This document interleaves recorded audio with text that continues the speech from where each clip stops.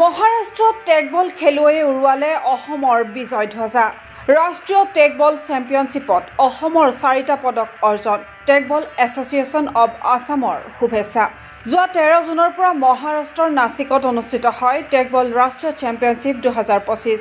এই ৰাষ্ট্ৰীয় প্ৰতিযোগিতাত অসমৰ 8গৰাকী টেগবল খেলুৱৈয়ে অংশগ্ৰহণ কৰি আজুৰি আনিছে মুঠ 4টাকৈ পদক। ইয়াৰে 2টা সোণ, 1টা ৰূপ আৰু সমসংখ্যক ব্ৰঞ্জৰ পদক। দেওবাৰে ইউথ গাৰ্লছ ডাবল শাখাৰ ফাইনেলত অৱতীৰ্ণ হয় অসম বনাম তামিলনাডু। তীব্ৰ উত্তেজনাপূৰ্ণ মেচত তামিলনাডুক পৰাস্ত কৰি সোণ জিনিলে অসমৰ ৰাজশ্ৰী গগৈ আৰু পৰিস্মিতা বৰাৰ যুটিয়ে। একেদৰে দেওবাৰে ইউথ বয়জ ডাবল শাখাৰ ফাইনেলত বেংগালুৰুৰ বিৰুদ্ধে খেলপথাৰত নামিল অসম।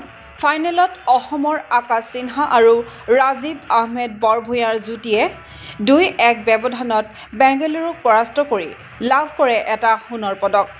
আনহাতে ছাব জুনিয়ৰ বয়জ ডাবলছত অসমে অৰ্জন কৰে ৰূপৰ পদক। এই সাফল্য অৰ্জন কৰে অসমৰ ৰোহিত সিনহা আৰু গোবিন্দ সিনহাৰ যুটিয়ে। তদুপৰি ছাব জুনিয়ৰ বয়জ ছিংগলছত অসম সন্তান ৰোহিত সিনহাই দখল কৰে ব্ৰঞ্জ। দেওবাৰে তৃতীয় স্থান নিৰ্ধাৰণকাৰী মেচত এই সফলতা লাভ কৰে ৰোহিতে। অসম দলটোক নেতৃত্ব প্ৰদান কৰিলে টেগবল এছ'চিয়েশ্যন অৱ আছামৰ সম্পাদক দেৱজিৎ গগৈয়ে।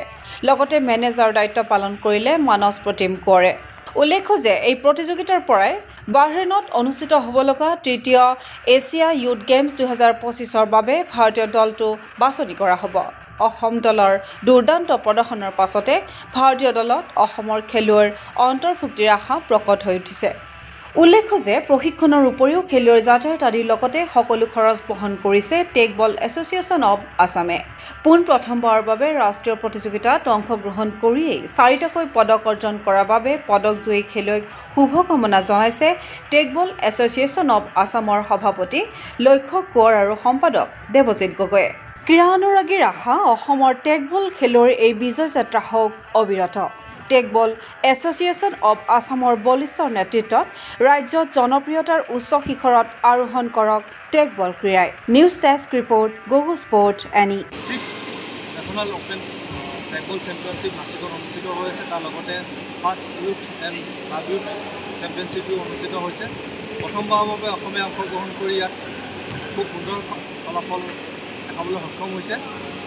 ইয়াতে এতিয়ালৈকে খেল হৈ থকা খেলৰ ভিতৰত ইউথত ছোৱালী ডাবলছত অসমে সোণৰ পদক পাবলৈ সক্ষম হৈছে। লগতে ছাব ইউথ ডাবলছত আমাৰ চিলভাৰ মেডেল পাইছে আৰু ছাব ইউথ ছিংগল বয়ছত এটা পদক পাবলৈ সক্ষম হৈছে।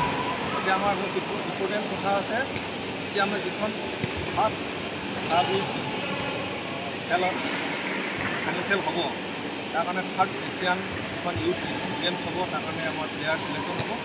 খুব সম্ভৱ আমাৰ অসমৰ খেলুৱৈ তাত অন্তৰ্ভুক্ত হোৱাৰ সম্ভাৱনা আছে। আমি ৰখি আছোঁ খেলখন কাৰণে। খন্তেক পিছতে আমাৰ ফাইনেল খেল আৰম্ভ হ'ব। তাৰপিছতে ফাৰ্ষ্ট আৰু ছেকেণ্ড পদক কোনখন ৰাজ্যই পাব তাৰ কাৰণে আমি অতি আগ্ৰহেৰে আশা কৰি আছোঁ। ফিজিকেল এডুকেশ্যন বিষয়ত ডিগ্ৰী পাঠ্যক্ৰমৰ কাৰণে অসম তথা উত্তৰ পূৰ্বাঞ্চলৰ প্ৰথমখন শিক্ষানুষ্ঠান অভিৰুচি ইনষ্টিটিউট অৱ ফিজিকেল এডুকেশ্যন। 2 বছৰীয়া ফিজিকেল এডুকেশ্যনৰ BPEd পাঠ্যক্ৰম আৰু 4 বছৰীয়া BPES পাঠ্যক্ৰমৰ বাবে নামভৰ্তি চলি আছে।